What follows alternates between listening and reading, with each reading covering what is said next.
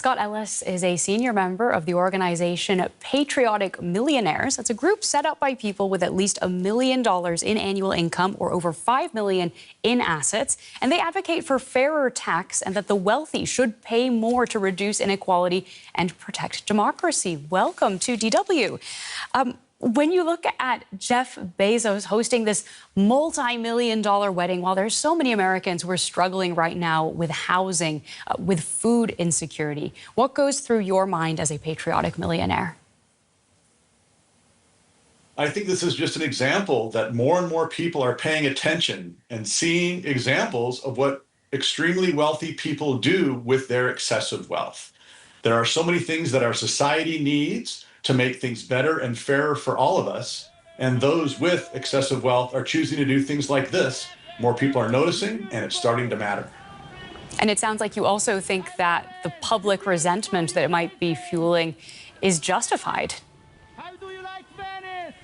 Absolutely. At the Patriotic Millionaires, we're worried about our democracies and our capitalist economies. We want to preserve them, and we're worried that the biggest threat facing them is this accumulation of excessive wealth. And so we're advocating for raising taxes on the wealthy, raising the minimum wage, and spreading the power to create a better and safer society for us all in the face of this accumulation of massive excessive wealth.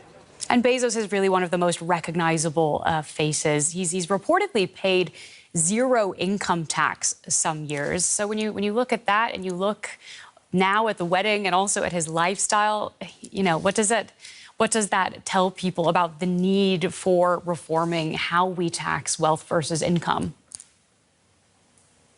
I think it's just such an example of how important this is. And the most important thing for all of us is to pay attention. Because while there are actors like Bezos and many others who are doing things like this, we are the ones who can take action to make the change.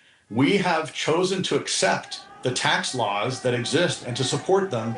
We need to change the laws. We need to change the rules of the game to make it fairer for everyone. Because when people get so much wealth, they exploit the political system, other people, and the planet, and they harm all of us. And we all need to work together to create a better, fairer world. We want people to be financially successful. It's very important. But there is such thing as enough. And the way to fix it is by changing the tax code, increasing taxes on the wealthy to create a better world for us all. And could you maybe just expand a little bit on what you hope to change in the U.S. tax code, and then maybe give people an idea of how that could potentially apply to billionaires like Bezos? Well, I think really we're looking at a couple of different main focuses. One is to raise taxes on the wealthy, and so there are taxes on wealth itself, on equalizing the taxes that are paid for investment income versus salary income, because right now there's a tremendous advantage for investment income. We should equalize those.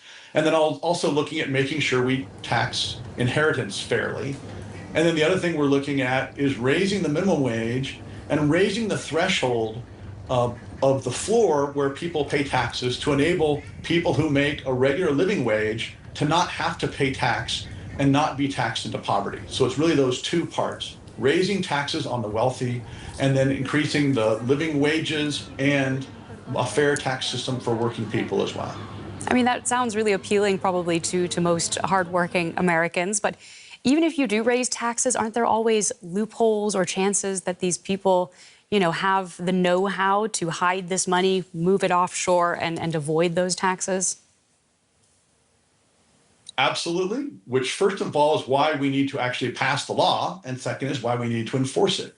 We have speed limits, and people sometimes drive slightly faster than the speed limit, but they don't drive 500 miles an hour. We actually can limit truly egregious and extreme things. We won't catch everyone, but step one is to pass the law, and then like all others to enforce it. And even if we don't prevent everyone from breaking the law, we can enforce many and most people to follow the law and, like the rest of us, seek a better life for themselves, but in a way that doesn't hurt all of us. So you're saying something is better than nothing here. Now, there's also this underlying question to all this, that when you look at someone who has that amount of wealth, this extreme wealth, that it also translates into extreme political influence.